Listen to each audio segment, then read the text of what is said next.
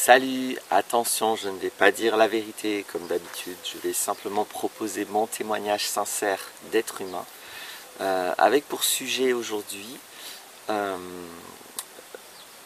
comportements qui, quand vous vous exprimez auprès de quelqu'un, en réponse vont vous donner des phrases de l'ordre « tu veux me contrôler, oui mais j'ai bien le droit de ça », des choses comme ça. J'en parle parce que j'ai eu alors majoritairement une compréhension de ce que j'ai exprimé sur la vidéo message à mes fans, où justement, en gros, j'ai dit aux gens, je ne vais pas vous contrôler, lâchez-moi la grappe, ceux qui ont besoin de me suivre ou de contrôle ou de conseils de ma part. Et évidemment, j'ai quand même reçu très minoritairement, mais de manière un peu hallucinante quand même, parce que c'est fou que quand on vient dire avec grande puissance qu'on n'a vraiment aucune volonté de diriger la vie des gens, et que quand on observe qu'il y en a un petit peu qui se laissent quand même diriger, on leur dit arrêtez de faire les moutons, je ne suis pas votre berger. Ironiquement, on vient faire comme si tout est renversé. Bref, c'est une inversion accusatoire hallucinante. Et je ne vais pas me plaindre de ça, c'était pas le but, je voulais juste me référer à cette expérience. Je vais rebondir et je vais en profiter pour donner mon point de vue là-dessus, parce que c'est des comportements qui sont fréquents. C'est une position victimaire. J'ai déjà fait des vidéos sur la position de la victime, victimaire, je ne sais plus comment j'ai dit. Voilà. Et puis je voulais parler de ça parce que ça, c'en est une des manifestations la plus caractéristique, la plus caricaturale. C'est-à-dire, globalement, la question du contrôle... Non, je vais pas l'aborder comme ça, je vais dire autrement. C'est caricatural parce que ça va souvent être ça, ça va commencer comme ça, ou quand quelqu'un utilise beaucoup la position victimaire, de toute façon, c'est forcément une de ses techniques principales. C'est forcément quelque chose qui va rejaillir beaucoup, le fait qu'on la contrôle. Alors ça peut être aussi des personnes qui prennent des décisions dans leur vie, mais quand la décision tourne mal, c'est la faute aux autres. Ils ne prennent pas la responsabilité de leurs décisions. Donc là, ils vont devoir chercher qui les a contrôlés, qui les a poussés à cause de qui ils ont fait ça, la faute à qui c'est qui se retrouve dans la merde. Donc il y a toujours cette notion de on m'a contrôlé, on m'a influencé, ou des fois ça va se manifester plus dans le sens quand la personne elle cherche à prétendre qu'elle aurait voulu faire un truc et qu'on l'a empêché de le faire, de dire oui j'ai le droit de... Bah oui, bah, tu as le droit, fais-le, qu'est-ce que tu chiales. Donc, oui, tu as le droit, donc vas-y, fais-le, vas-y, surtout fais-le. Donc la question, c'est d'être, au niveau de la conscience, pour moi, d'être très clair sur le fait que, en parlant, on ne peut pas contrôler quelqu'un. Et je vous mets au défi de me contrôler. Allez-y, envoyez-moi des commentaires sous cette vidéo et contrôlez-moi. C'est un défi. Et le premier qui arrive, bah, il aura démontré que je viens de dire une connerie. Ou la première qui arrive. C'est impossible, je défie qu'on me contrôle avec des paroles, avec des phrases. Je le défie. C'est pas possible. Ça marche pas comme ça. Je serai toujours responsable et intégralement responsable de mes soumissions. C'est ça la réalité qui se passe. C'est que bien sûr que parfois des gens vont parler, puis je vais parler de manipulation et de tentative de contrôler, hein, je vais y venir. Mais bien sûr que si à un moment donné je me soumets à quelqu'un, c'est ma responsabilité. C'est d'ailleurs l'énorme problème que nous avons aujourd'hui dans la société. Ce n'est pas les Macron et compagnie le problème, c'est les gens qui se soumettent, les gens qui continuent à payer des taxes et des impôts, et les gens qui vont bosser toute la semaine pour ce système-là, tout en manifestant le week-end. C'est eux le problème. On ne peut pas demander à Macron d'arrêter d'être un psychopathe narcissique, un pervers narcissique, un manipulateur. Il ne va pas arrêter. Pourquoi il le ferait? Il n'a pas d'intérêt à faire ça, c'est débile. Donc c'est pas lui qu'il faut demander quelque chose, c'est pas lui qu'il faut demander d'être écouté. Le problème, c'est les personnes qui n'ont aucun intérêt à être des esclaves et qui se comportent comme des esclaves. Le problème, c'est des personnes qui n'ont pas la dignité et la maturité d'arrêter d'obéir à des escrocs. Surtout que là, ça devient caricatural, je ne vais même plus en parler. Donc c'est ça le problème, c'est ceux qui sont responsables de soumission. Si demain, ceux qui se soumettent là arrêtent de soumettre, mais le problème est réglé en quelques jours. Pas besoin de manifester, il n'y a pas besoin de râler, de chialer parce qu'on ne nous écoute pas, mais arrêtez d'obéir, c'est simple. Et puis construisez vraiment, prenez la responsabilité d'une société qui serait saine. Parce que là, c'est évident qu'on est en train de tout détruire, mais c'est nous qui le faisons. C'est la masse qui détruit la planète, c'est pas Macron. Pareil sur les manifestations sur le climat. Mais ok, mais donc on râle parce que Macron ne prend pas les bonnes décisions pendant qu'on utilise notre voiture, notre frigo, nos machines, notre appartement à nous, dans une ville qui a tout détruit, et on veut continuer à faire ça. Pire, on veut bosser pour Macron, on veut avoir du travail, mais sans détruire l'environnement. Bah non, c'est cette masse-là qui a un problème. C'est cette masse de moutons le problème, c'est pas Macron. Qu'on soit bien clair. Après, c'est important de dénoncer Macron pour essayer d'éclairer les moutons et qu'ils arrêtent d'obéir à quelque chose d'aussi ridicule.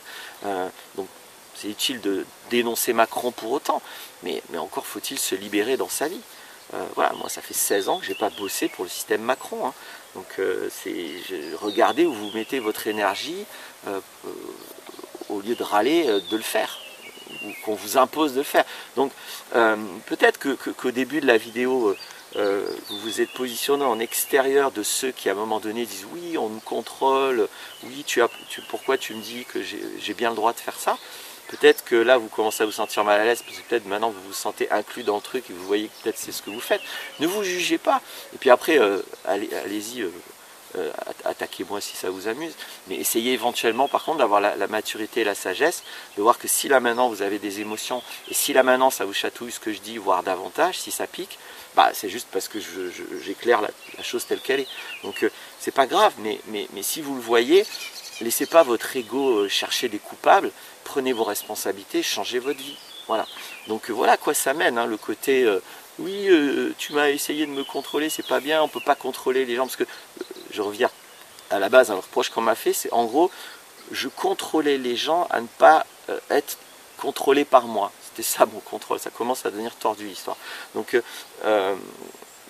non, ça n'existe pas. La base c'est ça, ça n'existe pas. On ne peut pas contrôler par la parole, j'entends, hein, on peut contrôler physiquement, les flics qui viennent, qui vous amènent en garde à vue, là ils vous contrôlent.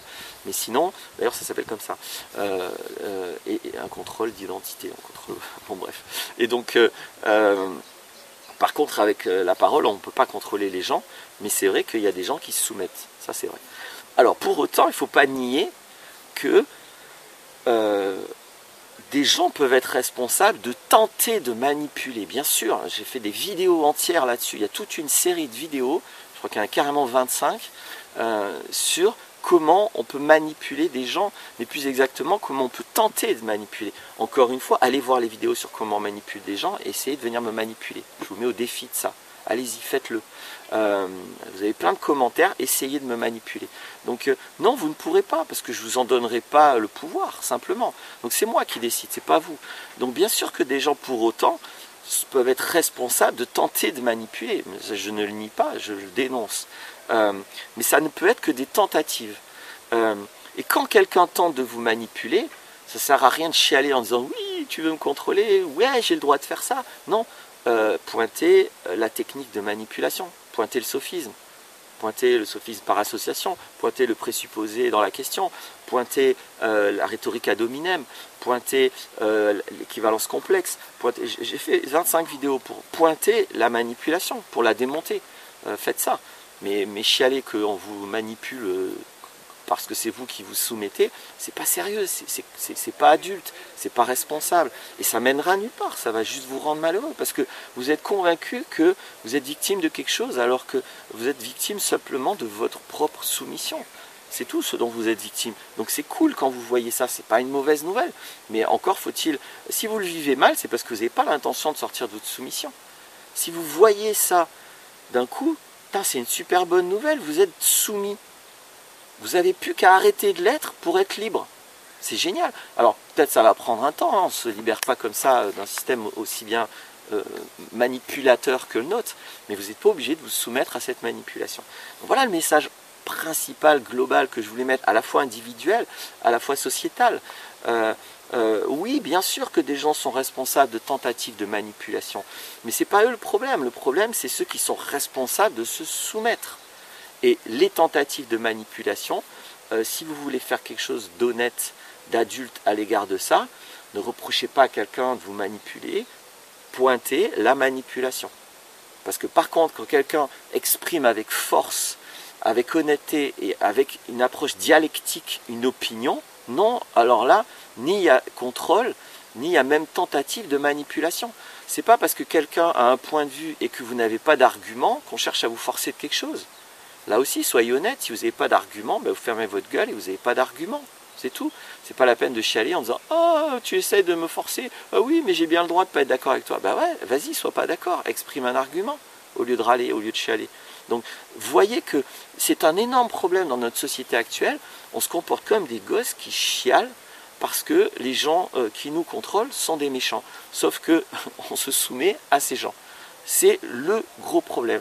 Et donc ça va se manifester dans des interactions très simples. Vous voyez que là c'est très intéressant, c'est pour ça que je voulais vraiment faire cette vidéo. Parce que voilà, moi je viens en disant je ne vais pas être votre gourou, lâchez-moi la grappe. Et même dans ce cas-là, il y a des gens qui viennent défendre leur droit de se soumettre à moi, d'être fan de moi. Et qui le défendent. Ouais, tu veux me contrôler, tu veux m'empêcher d'être un fan, ouais, tu veux m'empêcher de suivre tes conseils, ouais, tu veux m'empêcher de regarder tes vidéos tous les jours pendant 4 ans. Non, je veux pas t'en empêcher, c'est ok si tu veux le faire. Maintenant, j'ai le droit de dire que c'est une connerie. Et j'assume, et je le redis maintenant avec grande force, c'est pas pour te contrôler, je ne pourrai pas te contrôler, je pense que c'est une connerie, c'est franc, direct, il n'y a pas de manipulation, c'est ce que je pense, et personne ne va contrôler mon expression. Je pense ça, je le dis, c'est clair. Et je le redis d'ailleurs, j'en remets une couche. Je pense que c'est une connerie d'être fan. D'ailleurs, il y a quelqu'un qui m'a dit « Ouais, ben, je m'en fous, je vais le faire quand même. » J'ai souri, j'ai dit « J'aime bien ton honnêteté, c'est ta vie, tu fais ton choix. » Je redis encore une fois que moi j'invite à agir et pas à regarder mes vidéos ad vitam aeternam. Mais moi j'ai pas de problème avec ça, ça m'amuse. Je suis pas énervé, et je cherche pas à contrôler l'autre, absolument pas. Donc voilà ce que je voulais exprimer sur le sujet. Donc merci de fond du cœur, et vraiment, peut-être ça aura l'air ironique, mais ça l'est pas. Merci du fond du cœur auquel il n'y en a pas beaucoup, je crois qu'il y a eu 3-4 personnes, certaines avec vigueur, certaines beaucoup plus légèrement, qui sont venues exprimer ça. Donc je les remercie vraiment, parce que voilà, grâce à elles, on peut ensemble avancer, on peut ensemble essayer d'éclairer, ce qui s'est passé avec Laurent Martinez, on s'en tape, mais d'éclairer que c'est notre problème au niveau de notre société là. Il y a des gilets jaunes en ce moment qui sont en train d'essayer de se bouger, donc c'est déjà pas mal, ils font des choses. Ils sont en train de voir que ça ne sert à rien ce qu'ils font, ce qui était très prévisible. Et donc maintenant, j'espère qu'ils vont passer à autre chose. Et c'est génial, tout ça est super important, c'est des sujets absolument cruciaux. C'est l'enjeu de la société occidentale à l'heure actuelle, cette question de la manipulation et de la soumission. C'est notre enjeu. Donc merci à ces gens de m'avoir permis de revenir sur ça. Et j'espère d'inviter les gens à se libérer. Soyez libres, soyez libres. Je vais finir avec j'avais pas prévu, mais il me vient maintenant, donc je vais le dire, avec un témoignage d'un monsieur qui s'appelle Miguel Benassayag. Pour moi, c'est ma rencontre avec ce qu'on a appelé après l'altermondialisme, Miguel Benassayag. C'est un franco-argentin, un psychanalyste. Donc quoi, vous voyez, je suis pas raciste des psychanalystes, je vais me référer à un psychanalyste qui a été dans la lutte armée contre la dictature en Argentine. Donc voilà, il était haut responsable d'un groupe armé de lutte, donc de résistance contre le fascisme en Argentine. Il s'est fait choper, il s'est fait emprisonner donc dans les prisons fascistes. Je ne vais pas vous raconter ce qui est arrivé, mais c'est absolument monstrueux. Et son témoignage par rapport au sujet, c'est qu'il était dans la geôle avec plein de gens, dont certains étaient ses subalternes quand il était dans la lutte armée, c'était le chef de ces personnes. Et lui, son discours, c'était mais si vous n'êtes pas libre là maintenant, c'est que vous n'êtes pas libre. Si votre liberté dépend d'être dans un cachot ou d'être dehors, c'est pas de la liberté. Il encourageait les gens à essayer de trouver de la liberté, à essayer de continuer à exister, même dans la prison. Là, ok, physiquement, là, pour le coup, ils sont contrôlés. Ça, c'est du contrôle. Là, ils auraient de quoi chialer. Mais même dans ce cas-là, Benassayag essaie d'inviter ses collègues, ses co-prisonniers, à trouver de la liberté. Il dit arrêtez de faire cette gueule-là, Regardez comment vous vous comportez ici. C'est votre comportement qui font que vous n'êtes pas libre. C'est pas l'attitude extérieure. Enfin, c'est pas la prison. Oui, vous êtes en prison. Donc oui, vous n'avez pas toutes les libertés. On n'a jamais toutes les libertés. Voilà son invitation. Donc là, c'est hyper radical. C'est hyper extrême comme discours. Ce qui est intéressant dans son témoignage, c'est qu'il dit « J'ai fini par pouvoir m'extraire de cette prison. » J'ai oublié comment, mais c'est pas important. Et puis il est retourné en France.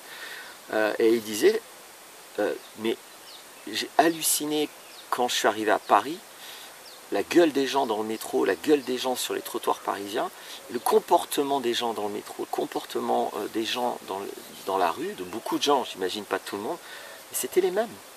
Et là il s'est dit mais j'exagérais pas, j'avais vraiment raison quoi. J'avais vraiment raison. Le manque de liberté ne dépend pas d'être dans un cachot ou d'être soi-disant en liberté dans les trottoirs de Paris. Ça ne dépend pas de ça. Et là, il a vu le parallèle, il a vu dans la pratique que son discours n'était pas que de la philo, que bien sûr, on comprend quand même beaucoup mieux les gens qui sont tristes d'être dans une prison fasciste parce qu'ils vont se faire torturer éventuellement dans pas longtemps. On comprend beaucoup mieux ces gens-là que les gens qui se vivent malheureux dans le métro parisien.